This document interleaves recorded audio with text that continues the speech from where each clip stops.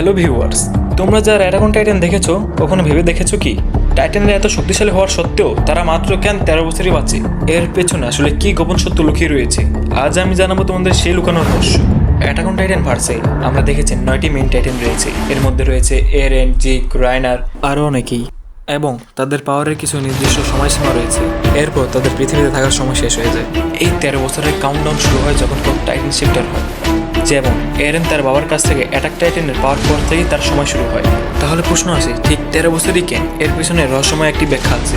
হাজিমি ইসায়ামা নিজেই বলেন এটি ইএমএর এর জীবনকাল থেকে নেওয়া, যিনি প্রথম টাইটান পাওয়ার পেয়েছিল এবং মাত্র 13 বছর বয়সে মারা যান। তাই বলা হয় কেউ তার ক্ষমতার চেয়ে বেশি সময় থাকতে পারবে না। একে বলা হয় দ্য কার্জ অফ ইএমএর।